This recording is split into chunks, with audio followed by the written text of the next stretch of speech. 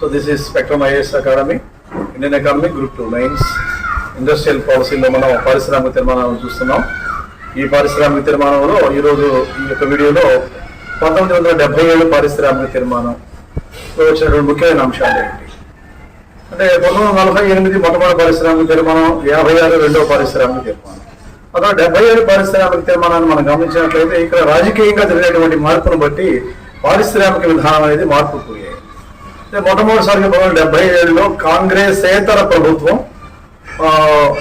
దేశంలో అధికారంలోకి రావడం జరిగింది. మొరార్జీ దేశాయ్ ప్రధానమంత్రిగా జనతా ప్రభుత్వం అధికారంలోకి వచ్చిన తర్వాత ఏదైతే కాంగ్రెస్ ప్రభుత్వం మౌలిక భారీ పరిశ్రమలకు ఎక్కువ ప్రాధాన్యత ఇచ్చి మొట్టమొదటిసారిగా పారిశ్రామిక తీర్మానాలను, ఆ తర్వాత పారిశ్రామిక తీర్మానాలు చేశారో, సామ్యాల తరహా ఆర్థిక వ్యవస్థతో కూడినటువంటి ఈ యొక్క పారిశ్రామిక తీర్మానాన్ని కొంచెం మార్పులు చేసేటువంటి ప్రక్రియతో ఈ యొక్క 1977 పారిశ్రామిక తీర్మానం అనేది నిర్మాణం జరిగింది.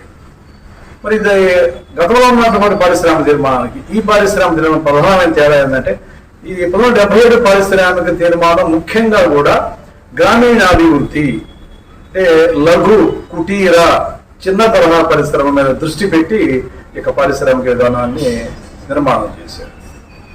గతంలో చూసుకుంటే మౌలిక పరిశ్రమలు అంటే ఇనుముకు కర్మాగారాలు, సిమెంటు, రసాయనిక యంత్రాలు, భారీ యంత్రాలు, సో ఇలాంటి వాటి మీద దృష్టి పెట్టి చేసినటువంటి విధానానికి దాని ద్వారా అభివృద్ధి దేశం మొత్తం తీసుకురావాలంటే కష్టమైంది. భారతదేశం అనేది గ్రామాలతో కూడినటువంటి దేశం కాబట్టి గ్రామంలో పరిశ్రమ డెవలప్ అయితే వ్యక్తులు డెవలప్ అవుతారు. వ్యక్తులు డెవలప్ అయితే వ్యక్తుల యొక్క పర్ క్యాపిటల్ తలసరి ఆదాయం పెరిగి అది జాతీయ ఆదాయం పెరుగుదలకు దారితీస్తున్న ఉద్దేశంతో ఇటువంటి నిర్మాణాన్ని చేయటం జరిగింది. మరి గతంలో ఉన్నటువంటి ఈ యొక్క 20 సంవత్సరాల కాంగ్రెస్ ప్రభుత్వం యొక్క పారిశ్రామిక తీర్మానంలో కొన్ని లోటుపాట్లు మనం గమనించారు. ఏం గమనించారంటే ఇక్కడ మనకి నిరుద్యోగం అనేది కొంత పెరిగినట్టుగా మనకు కనిపిస్తూ ఉంది. ముఖ్యంగా కూడా నిరుద్యోగంలో పెరుగుదల చూస్తాం. గ్రామీణ పట్టణ ప్రాంతాల మధ్య అసమతుల్యతలు అయితే చాలా ఎక్కువగా ఉన్నాయి. సో ఇంకా చూసుకుంటే గ్రోత్ రేటు 2 నుంచి 4% మాత్రమే వస్తూ వచ్చింది, అంతకు మించి ఏం పెద్దగా పెరగలేదు. తర్వాత ఇంకా మనం పరిశీలించినట్లయితే ఇటువంటి తక్కువ గ్రోత్ రేట్తో, తక్కువ గ్రామీణాభివృద్ధితో, తర్వాత పారిశ్రామిక మౌలిక పరిశ్రమకి భారీ పరిశ్రమ ప్రాధాన్యత, దేశం అభివృద్ధి కావాలంటే ఇది కాదని చెప్పి చిన్న తరహా లఘు కుటీర పరిశ్రమలను మనం డెవలప్ చేయాలనే ఉద్దేశంతో ఈ యొక్క పారిశ్రామిక నిర్మాణం చేశారు. ఇంతకు ముందు చిన్న తరహా పరిశ్రమలో కాంగ్రెస్ ప్రభుత్వంలో గత పారిశ్రామిక నిర్మాణాల్లో కేవలం 180 వస్తువులు మాత్రమే రిజర్వ్ చేశారు. ఈ 1977 పారిశ్రామిక తీర్మానంలో 807 వస్తువులను చిన్న తరహా లఘు కుటీర పరిశ్రమల వస్తువులుగా నిర్మాణం చేసి వీటిని ఎవరైనా ఉత్పత్తి చేసుకోవచ్చేటువంటి యొక్క సడలింపు అనేది ఇవ్వటం జరిగింది. అనేక వస్తువులను చిన్న తరహా పరిశ్రమలకు తీసుకురావడం అనేది మొదటి ప్రక్రియ. రెండేంటంటే గ్రామీణ ప్రాంతాల్లో ఉన్న వాళ్ళకి శిక్షణ ఉండాలి.